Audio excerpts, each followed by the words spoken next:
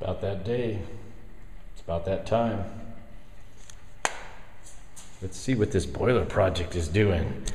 Let's see what's going on in this boiler project. Wait a minute. It's awful quiet out here today.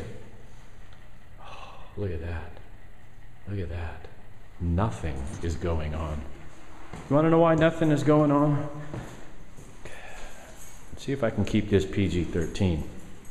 See if I can keep this suitable for all viewing audiences. It's not that warm in here. Oh, it's about 98 degrees. Fine. It's, where are the lights? Let's turn the lights on in this place. Awesome. So Wednesday morning, yeah, Wednesday morning. Oh, look at this, the freaking mixer valve is leaking. It's almost as if it knows it's time to go. That's great. That's lovely. Wednesday morning, the asshats show up with all their trucks and all their equipments. I'm here to meet them at 7:30 in the morning, and the little shitbird comes up to me with a change order. He says, "Oh, the boss man says you need to sign this change order before we can start work." I said, "All right, let's take a look at it. Let me read. What does it say?" Oh, look at this. They want an additional $15,000 for a hot water storage tank. So I call the boss man, ask him what's going on. The boss man says, "Oh, when we made the original bid, we forgot to add the cost of the second hot water storage tank. There are 2 hot water storage tanks." I said, yep, that was what was in the design.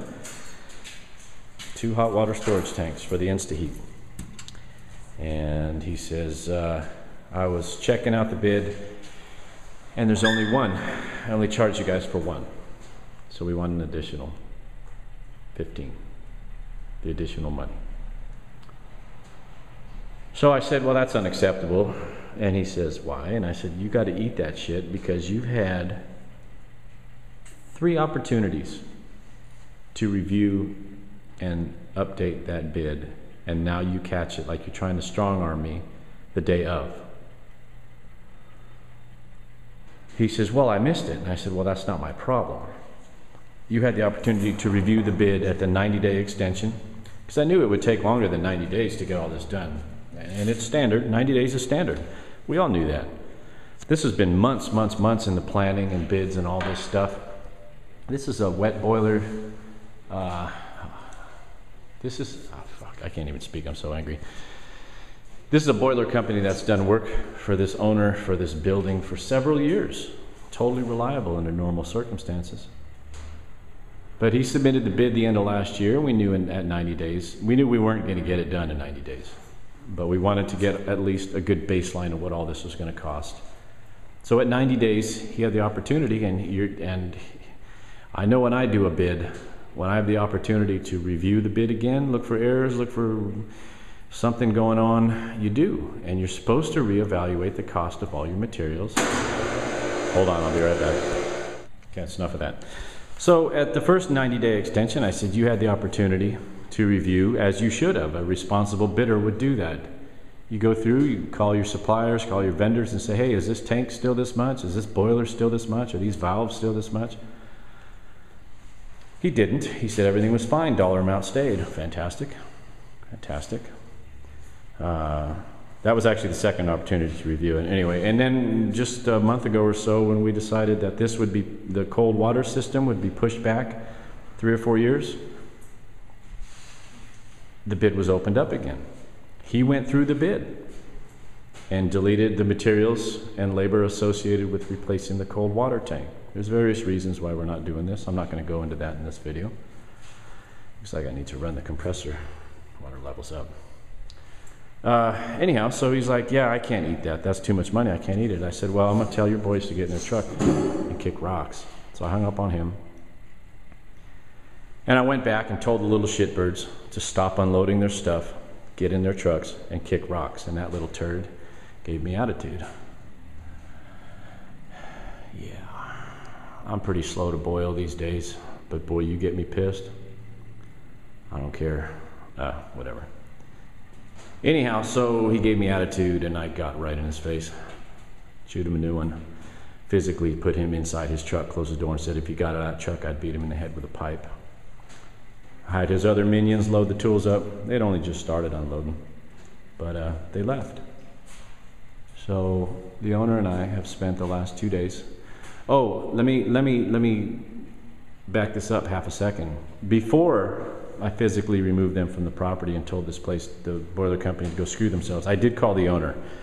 I did explain to him what's going on, because we have a very good working relationship. We've been together for the last 9 years working on his various buildings and building projects. He trusts me, I trust him.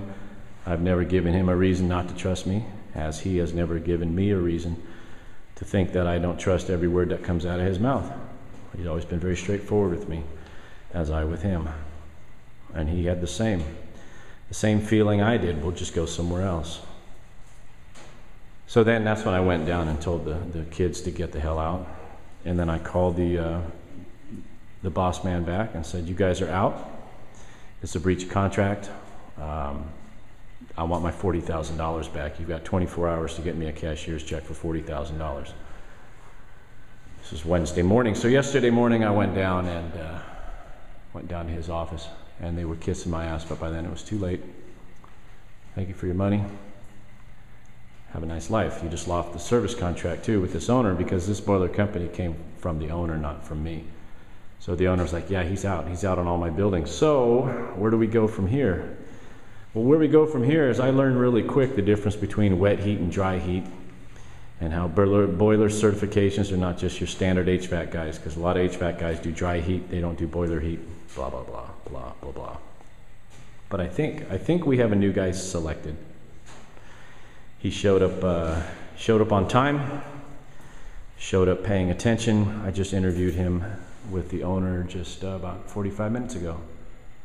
And that was our second guy looking at the job, and I think his dollar amount's pretty, I think so far it seems like he's in the right ballpark. And he's got the crew, and he's actually got the time, or he can make the time to get this done here. Yeah, so that's that. So this is on hold. So that's a quick way to lose a $100,000 job, is to be a dumbass, right? He went full stupid, the original company. And, you know, for whatever, for an oversight or whatever, he had plenty of room to check this job out, plenty of opportunity to check out his bid. He should have done it right from the beginning, but he's like, oh yeah, I only put quantity 1 on the hot water storage tank, so kick rocks, you vulture.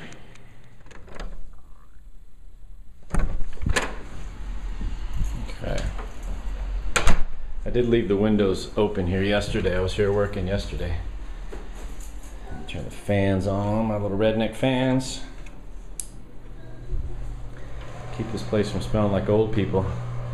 The wall lights are going. They're going to be deleted.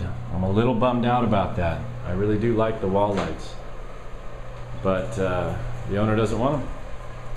This guy wants them, so my painter's gonna fill the hole. I removed the light fixtures, put them in a box for him. What are you gonna do? And we've got mold in the plaster.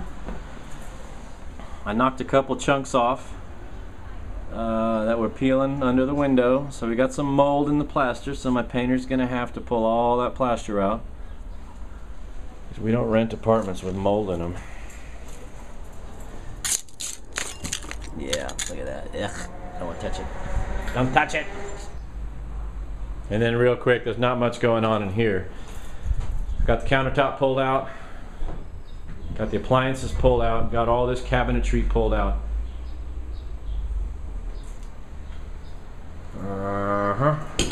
Oops.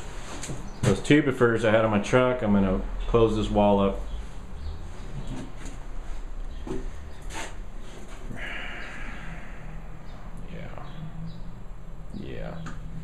I ran into plumbing issues yesterday. I'm not a plumber, but this T-fitting, half-inch Galvy T, when I was pulling the faucet off to break all this tile out, the little nipple that sticks out horizontally, twisted off in there. So I pulled it out, and it was really deteriorated. So I got a new one. a new Galby. But this piping, look at the water I'm getting out of the cold water system. This lady must never have used these pipes. I don't want to touch it because they are so full of sediment and debris. I'm taking this piece of rebar and I'm shoving it in the pipe all the way down to this valve, and I keep flushing stuff like this. I mean, look at that's just nasty. That's just nasty. That's coming out of the drinking water. Yuck. That's just sediment and stuff. Splashing, making a mess of everything. This plaster was already broken out like this. She lived like this, apparently. Yeah, so I got that to do. Good times. So that's where it sits for Friday. I'm going to leave it alone for now. Actually, I'm going to unload my truck. I may mess with this cold water supply just a little bit. But I got to get out of here. I got one other place I got to go to today and look at some work. I'm not in a rush. The owners of this building, breaking everything, father-son team, they keep changing their mind on what they want done and how they want it done. I've done upgrades on these kitchens before where we've taken this, a 36-inch, 36-inch stove, and what we've done is we've pulled it and put a 30-inch stove and then stuck a fridge in here. I've deleted this door to make this smooth wall, pulled this cabinet out here, this built-in china cabinet, and done a 36-inch kind of island countertop here with 2 plugs to add some countertop space. And now they want to try something different. At least the dad wants to try something different. He wants a 30-inch stove here, and then he wants to put an L-shaped countertop with a Lazy Susan in the corner, put a countertop plug there, and then leave this intact, which is why I left this here, put the fridge just behind here. So I don't know how it's going to look. You know, the son wants it open and airy, and open and airy is pulling this thing out, because this is like 34 inches. I don't have my tape. Well, I do have my tape measure. It doesn't matter. This is like 34 inches. And if I put a cabinet against the wall, it's only 24 inches. So it makes the kitchen look bigger.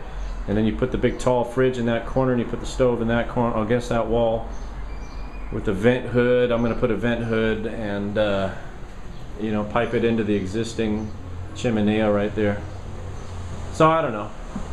Now we may not get done by July 1st, but that's because of them, not because of my deadlines, which is I'm actually okay with. We'll see. I asked them to come up with a solution by next week, because I'm at the point now where I've got to start laying out electrical. Laying out electrical. This is on its own circuit. This was a refrigerator circuit right here, so I'll either use that for the countertop surface, countertop plugs, and then here's another circuit up here,